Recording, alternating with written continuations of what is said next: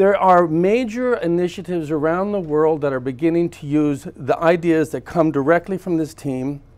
They come from San Jose, they're here now, they're yours. Claim them and move them forward. We're here today to share with you the work that our organizations are doing together and individually and together to envision an exciting and unique, dynamic downtown San Jose.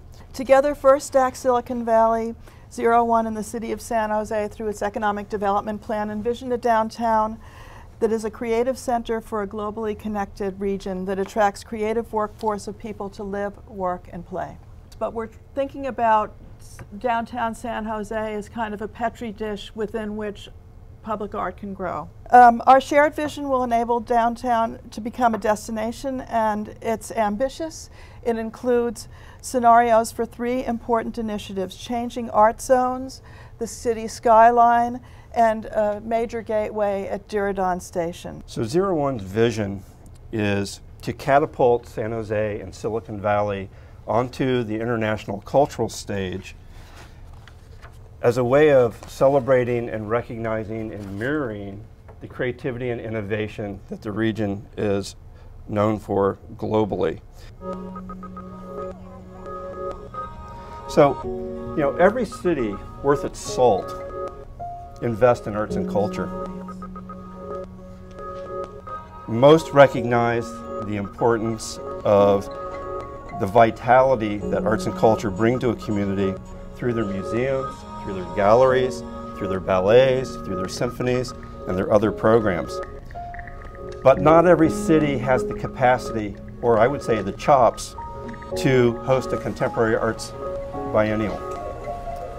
And only one city is the natural home to North America's largest and most prestigious biennial that's focused on art's relationship to technology.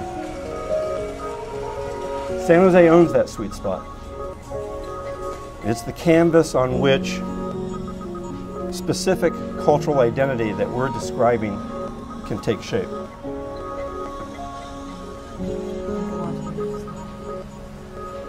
We see downtown as a platform for new ideas, and our plans for downtown include creating destination artworks like the one that you see on this slide, the San Jose Semaphore by Ben Rubin atop the Adobe building, creating zones where changing art can happen, creating a more enriched pedestrian experience, putting public art in our parks and open spaces, and art in the transitions that lead into downtown, namely those awful spaces underneath our freeways when we enter our downtown. That when you landed in San Jose, you knew that you were in the heart of Silicon Valley.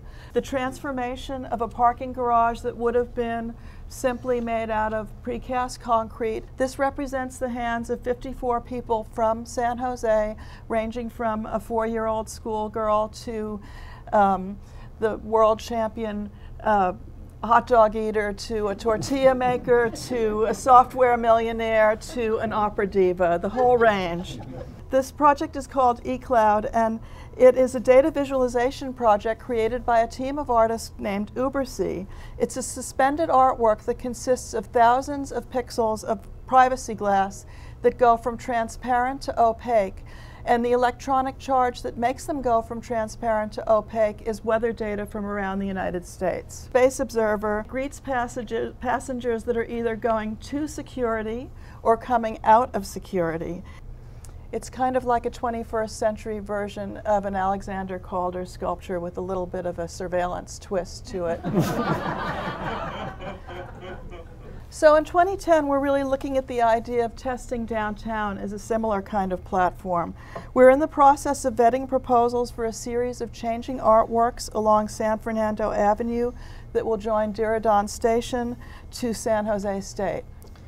And we're also commissioning a major artwork for the illumination of the exterior of the City Hall Rotunda and an artwork for the interior of the Rotunda. One of the things that we're particularly excited about is the project that we're going to be really getting going in 2012, but we're beginning to commission this year, and that is dealing with the city's skyline.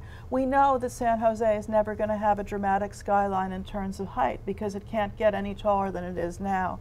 It's got stumpy buildings with flat tops that use up as much of space as they can because we don't really have the ability to build tall buildings.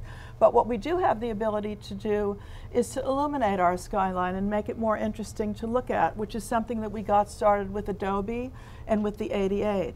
So this year we're initiating a project to develop a program for illuminating more of downtown San Jose's skyline in ways that are programmable. For example, this is an artwork by Rafael Lorenzo Hemmer that allowed people from all over the world via the web to control and direct spotlights staged around Mexico City so as to create a canopy of light over the city itself.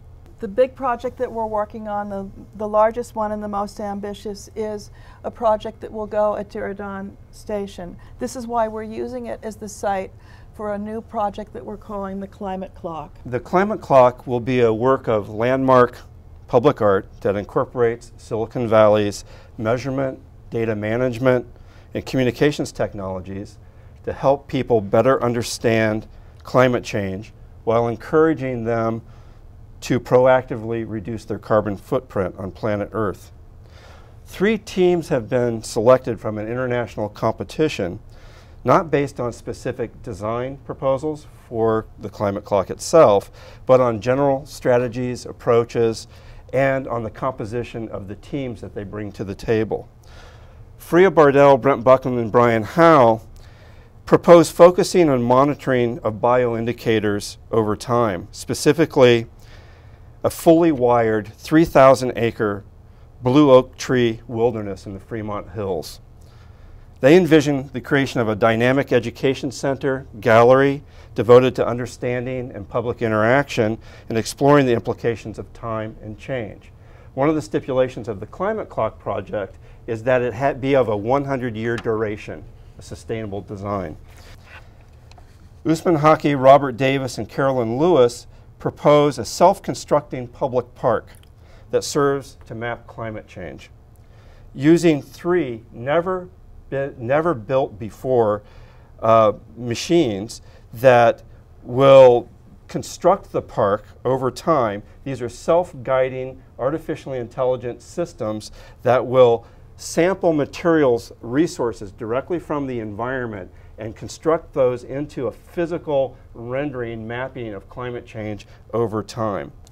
The team of Chico McMurtry, Gio Holmesy, Bill Washbow, and Gideon Shapiro, this team is thinking really big sculpture, very large robotic sculpture, in a system that opens and closes every day to reveal a spiral stairway for ascending through a learning center that monitors global energy use and mass flow. The system plants a garden and constructs a public walkway, moving very, very slowly through the public space over time to map climate change.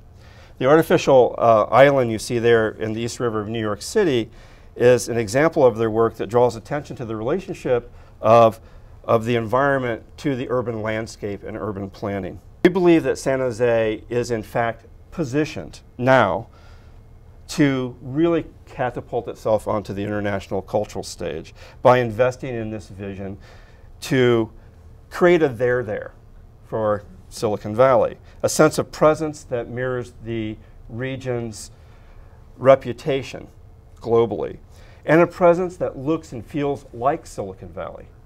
These are our plans for 210, 212, and 214. Changing art zones, estimated at $1.5 million, 2012 city skyline at $3 million, and the 2014 build-out of the Diridon Gateway and Climate Clock project at $10 to $15 million. Look at what's happened. Look at what we've accomplished so far. It's been years in the making. It didn't occur overnight. This has been something that's been maturing for a period of time now. So one of the most renowned public art programs in the United States has joined force with one of the most prestigious and largest contemporary art biennials devoted to art and technology in North America. 01's mission and the public arts vision for a downtown public art plan are on the same path. We are together, and the stage is set. So thank you very much.